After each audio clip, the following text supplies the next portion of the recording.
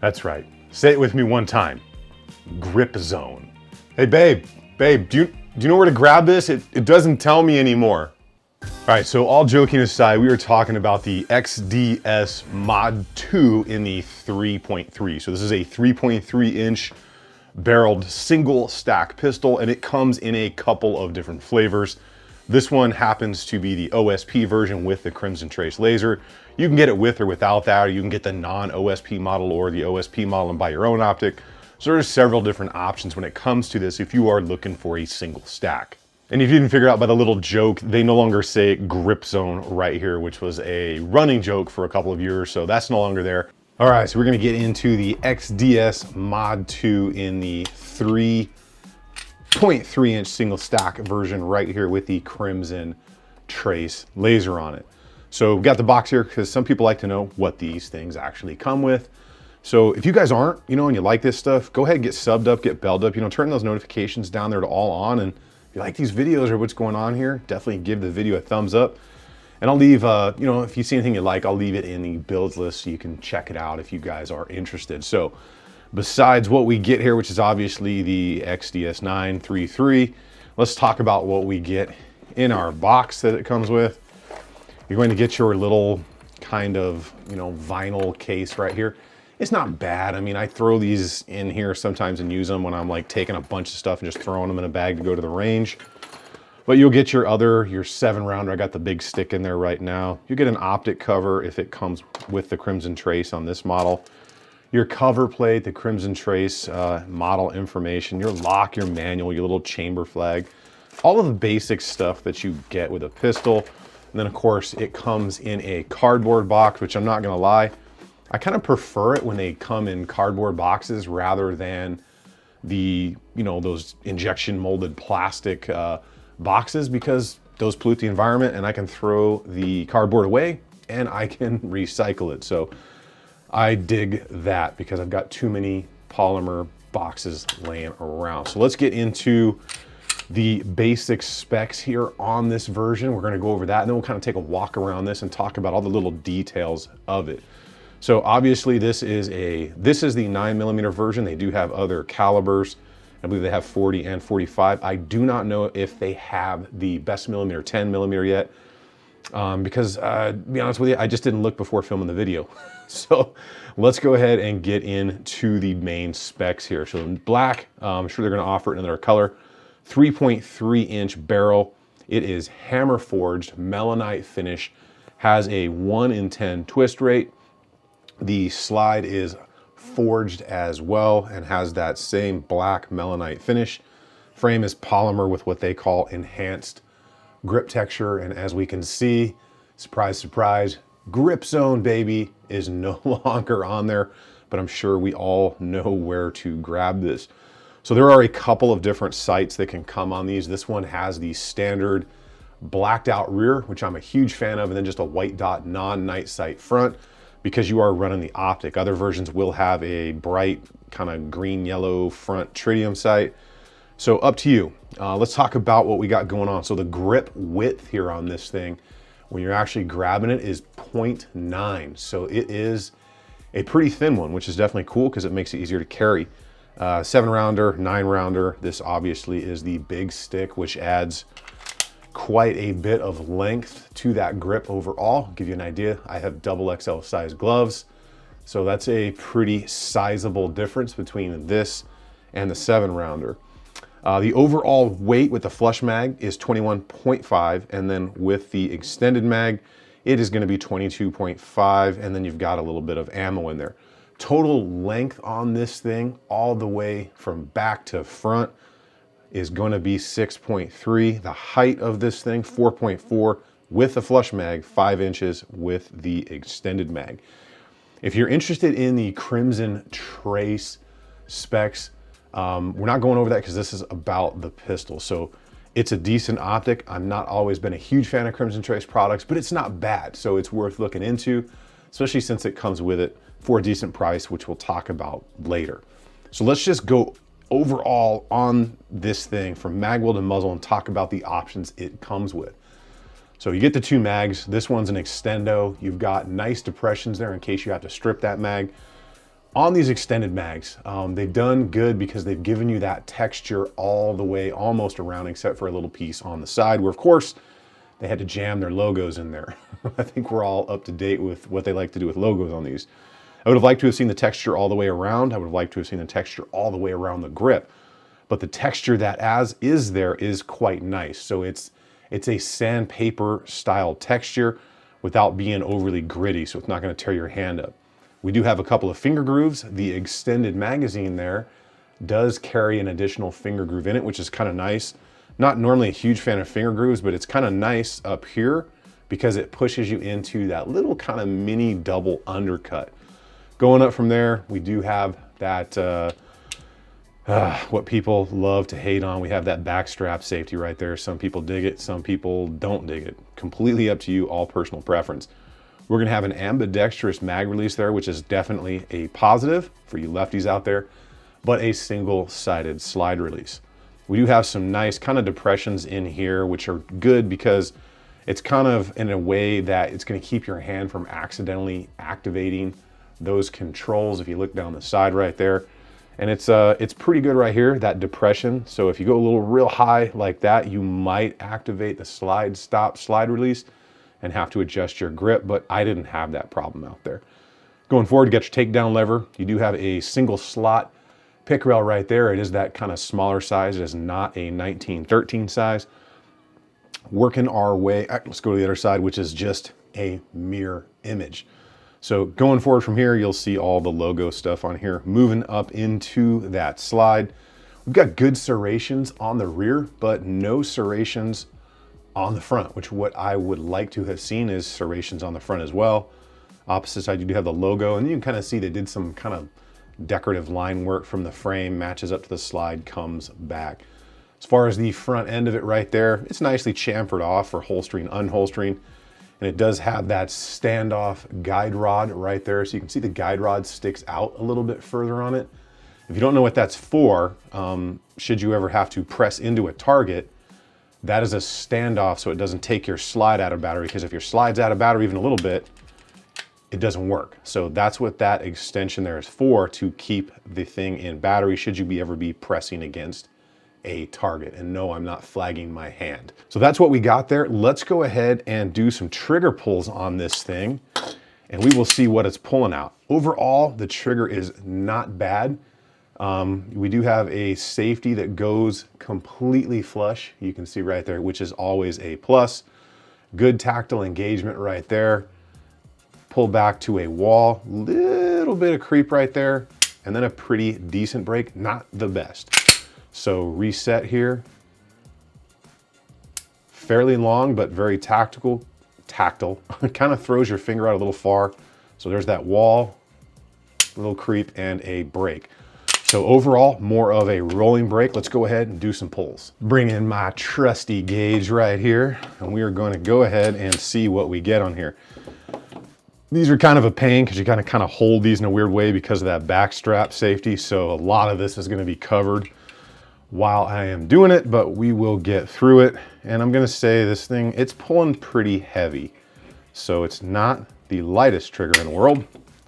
So that one right there pulled just over 6 pounds, or about 6 pounds and 4 ounces, which is pretty much what it feels like. It's a fairly heavy trigger, but it's also meant for being deep concealed. I'm gonna kind of put this at an angle so I'm not dragging the gauge across the table.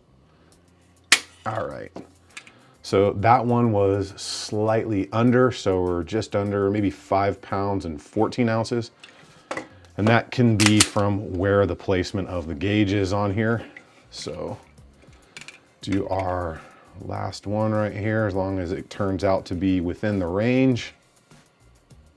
Okay, so right there, that one was just a hair under 6 pounds. So not terrible, not the worst trigger, definitely not the best. So we're gonna talk about price, all kinds of other stuff. And of course, we're also gonna do a little bit of comparison, because this is a slim line, and talk about the relevancy of slim lines as compared to things that are coming out from other manufacturers that lead me to what are we doing with slim lines still? And of course, we have got to talk about the performance, check out the range footage, and see if this thing gave me any problems.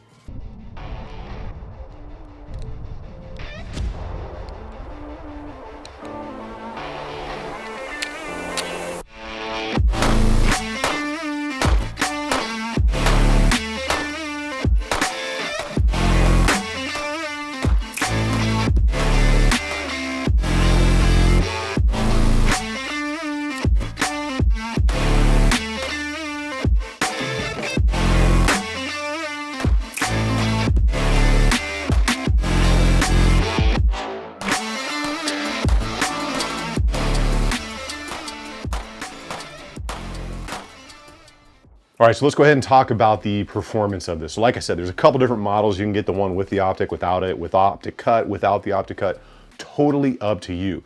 Now, out on the range, this thing performed, especially with this mag, just absolutely as you would expect. Now, anytime you are using something that's a little bit smaller like this, you're going to notice more of that recoil impulse. So you're not going to be able to keep it super flat and have, super quick follow-up shots maybe, or even run this thing like a full-size gun, even though I always try to do some, some pocket reloads type stuff when I am testing these, because these are really meant to be kind of that, in the waistband, concealed carry kind of things. So it ran all the ammo I tried. Tried some basic white box, kind of like 115, the 124 grain, and it did run a single mag of self-defense, 124 grain Spear Gold Dot Plus P, because I am super low on that. It's super expensive and it's tough to find still. So operationally it was fine. And kind of the cool thing, the way that this one specifically comes is if you are into Crimson Trace red dots, it actually provides for a co-witness with the factory sights, which can't be said for all other optics or all other kind of slimline micro or even full size optic ready pistols, because optics are different sizes, they're different heights, and sometimes you need to buy taller sights to get a co-witness or a lower 1/3 or whatever type of iron sight backup you are looking for. Well, let's talk about cost, and then we're gonna do some comparisons here, just some other things that are relatively in the same kind of size, cost factor, and capacity area maybe. So the cost on this thing right here, the MSRP I think is like $549, but I saw this exact model with the optic for $499 out there. You can find it out there in the wild. Not a bad price, not a bad price at all. If you're not into Crimson Trace lasers, you can buy the non-optic version. I wanna say the MSRP on that one was like $450, which means you could probably find it for like $399 or $4 out there in the wild. Things are just kind of all over the place, so I can't give you a definitive on what it's going to be. So price overall, not bad. Let's go ahead and talk about a couple of comparisons for this Mod 2 S 3.3. First, from the same company, Springfield Army, we're gonna talk about its slightly portly, bigger brother, which is the XDM Elite 3.8, which gives you a double stack magazine, gives you a lot more capacity, a few more options. You can get it the way you want. It is a little bit more expensive. But when we're talking about, overall footprint on these things, there's not really a massive difference between the two until you get down to the thickness of them, which even still isn't that big of a difference. So a lot of capacity, a little bit of weight pickup, a little bit of size pickup. Now talking about some other things, let's talk about, the Hellcat, right here. So this thing now has 13 or 15 +1 mags, the new big boys, which is awesome because when we compare these two in size, they're very similar, even in the thickness right there, which is a lot of people are what they're concerned about. But the overall size of these two is extremely close, especially with the extended mags, and you're getting 15 +1 out of that Hellcat. Now moving into a different brand, let's talk about one of my favorite EDC carries, and that is going to be the 43X MOS, just the way that is set up. Now if you look at these two compared to each other, you can see very similar in size. They are very similar in that thickness right there. Give you guys a good look. And with a shield arms mag, so I guess it's kind of a dig on it. It's a shield arms mag in here. You're gonna get 15 +1, where out of this one with the big extendo, you're getting 9 +1. And it's in that relative same size category. It's just not a technically single stack, even though the 43X MOS is a single stack, but I have a double stack magazine in it. So if you haven't seen the videos on the Shield Arms mags or the 43X or the 43X MOS. I will leave those linked down below for you to check out. But in comparison, that's kind of what this thing is in the market against, which leads us to the question, are single stacks even really still relevant in the era of micros and things that can carry 15+1 that are in the same size category? Now, having had all of those and plenty more micros, slim lines, and compacts out to the range, out of those ones we've talked about, I will say that the Hellcat is definitely the snappiest one. Even with that bigger extended mag, it's still got some bite to it. You definitely know you're shooting something really small because it kicks on you pretty good. I want to say the one that's most easily controllable for me is the 43X because it still has almost that full-size grip. Now, the XDS Mod 2 3.3 is also very controllable, but they're all so close. So for me, when it comes down to it, if I can carry something in the same relative size, thickness, and weight category, I'm gonna go with the one that gives me more capacity and that I feel a little bit more comfortable with. So in the case of that Hellcat or the 43X, it's kind of a tough thing to do to compare it to a slimline single stack, but it's one of those things that leads me to why? Why are we still coming out with single stacks when every other company is starting to come out with these big capacity double stack micros, and they're all turning out for the most part to be pretty cool out there on the range? I mean, right now, even Taurus got in the game with the GX4. I think this video's up. All the other ones are, you can check those out.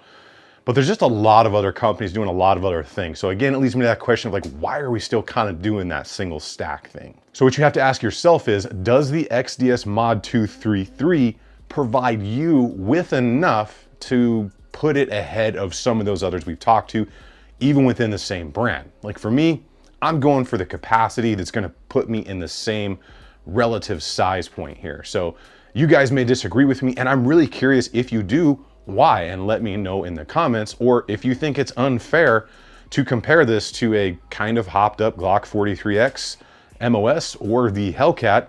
I'm curious to know why that is too, because all of these things are really close in size, pretty close in price, but some of them I feel are giving you just a little bit more than something that's a single stack. All right, so forgive me if I'm talking a little bit weird throughout the video. I just had some dental work done. Even though my dentist is a good friend of mine, I hate seeing him for that reason. So if you don't like dental work, raise your hand. So if you just raised your hand, leave me a comment below and let me know. And then if you did raise your hand, raise it again. Remember that when it comes down to it, you have got to go out and get these things in your hand and take them for a test drive, because I'm just a guy talking to you on a computer or a phone screen. So take everything we say with that in mind, because what fits me might not fit you, and we all have our own personal biases and our personal likes and dislikes. So always take that into account. Make sure you guys get subbed up, get belled up, turn those notifications down there to all on. Let me know what you think about the new XD series of stuff that's coming out. Huge thank you to my Patreons. You guys get out there on the range, have some fun. Remember, if you stay ready, you ain't got to get ready. Even with a single stack, I will see you guys on the next one.